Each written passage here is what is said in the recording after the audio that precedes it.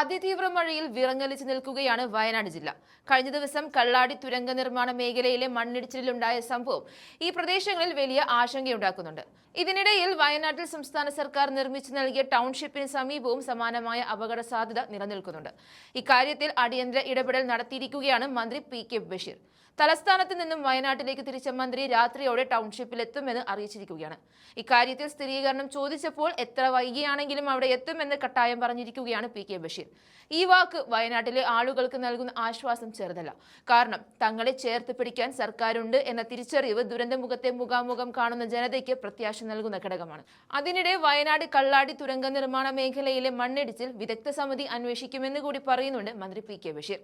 നേരത്തെ മേഖല സന്ദർശിച്ചപ്പോൾ കൂട്ടിയിട്ട മണ്ണ് താഴേക്ക് വന്ന് അപകടമുണ്ടാകാനുള്ള സാധ്യത ചൂണ്ടിക്കാട്ടിയിരുന്നു. മഴ പെയ്യുമ്പോൾ പ്രവൃത്തി പാടില്ലെന്ന് നിർദ്ദേശം നൽകിയിരുന്നുവെന്നും മന്ത്രി ചൂണ്ടിക്കാണിക്കുന്നുണ്ട്. പ്രവൃത്തിയുടെ എല്ലാ മേൽനോട്ടവും കൊങ്കൺ റെയിൽവേ അധികൃതർക്കാണെന്നും മന്ത്രി അറിയിക്കുന്നുണ്ട്. പി.കെ. ബഷീറിന്റെ പ്രതികരണം ചേർക്കുന്നുണ്ട്, കണ്ടുനോക്കാം. അതവിടെ പുനഃസ്ഥാപിക്കും. ഉമ്മൻചാണ്ടിന്റെ ഒരു പലകം ആരോ അവിടെ എടുത്തു മാറ്റിയത് അതവിടെ പുനഃസ്ഥാപിക്കും. ഒരു 10 ദിവസം കൊണ്ട് അത് പുനഃസ്ഥാപിക്കും. വയനാട് ടൗൺഷിപ്പിന്റെ അടുത്ത് മണ്ണ് കൂടി കിടക്കുന്നുണ്ട്. അത് മാറ്റാനായിട്ടുള്ള ഞാനൊന്ന് അവിടെ പോയി നോക്കട്ടെ. അവിടെ റവന്യൂ മന്ത്രി, കൃഷി മന്ത്രി അവിടെ ഉണ്ട്. ഞാൻ വൈകുന്നേരം 7 മണി 8 മണിയാകുമ്പോൾ അവിടെ എത്തും. ഞാനൊന്ന് അവിടെ എത്തിയിട്ട് ഇന്നും നാളെ അവിടെ നിന്നിട്ട് എല്ലാ കാര്യങ്ങളും ഒന്ന് വിശകലനം ചെയ്യും. നാളെ കമ്പനി വീഴ്ച കണ്ടെത്തി കഴിഞ്ഞാൽ നാളെ തന്നെ നടപടി. അങ്ങനെയല്ല, ഒരു വിഷയം നമുക്കത് പരിശോധിച്ച് എല്ലാ കാര്യങ്ങളും വെച്ച് ഒരു പദ്ധതി നടക്കും വേണല്ലോ നമുക്ക്. അപ്പോൾ എല്ലാ കാര്യങ്ങളും മുഖ്യമന്ത്രി ക്യാബിനറ്റ് ഞാൻ പറഞ്ഞിട്ടുണ്ടല്ലോ കാര്യങ്ങൾ. നടപടിയല്ല, വിദഗ്ധ സമിതി പരിശോധിച്ച് എവിടെയാണ് വീഴ്ച ഉണ്ടെങ്കിൽ അതിന് നടപടി ഉണ്ടാവും. അത് തിരുത്തി മുന്നോട്ട് പോകാനുള്ള നടപടി ഉണ്ടാവും. വളരെ ഭംഗി കേന്ദ്ര ഗഡ്കരി അവരുടെ കണ്ടു. ഇതിൽ നമ്മുടെ ഓൺഗോയിങ് പ്രൊജക്റ്റുകൾ, അതുപോലെ പുതിയ ബൈപ്പാസുകൾ, ഇപ്പോൾ കോതമംഗല മൂവാറ്റുപുഴ ബൈപ്പാസ് അതിൻ്റെ അലൈൻമെൻറ്റിന് അംഗീകാരം നൽകി.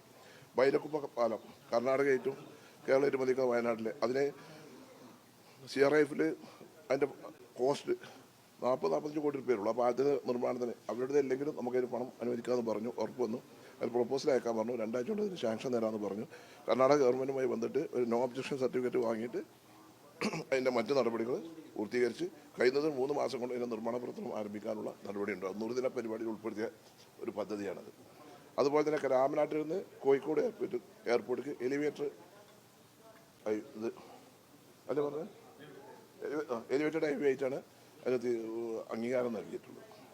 അതും ഈ പദ്ധതിയിലുണ്ടാവും. പിന്നെ പാലക്കാട് കോഴിക്കോട് ഗ്രീൻഫീൽഡ് ഹൈവേക്ക് 2000 കോടി രൂപ ലാൻഡ് എടുക്കുന്നതിന് വേണ്ടി NHAI പണം ചെലവഴിച്ചതാണ്.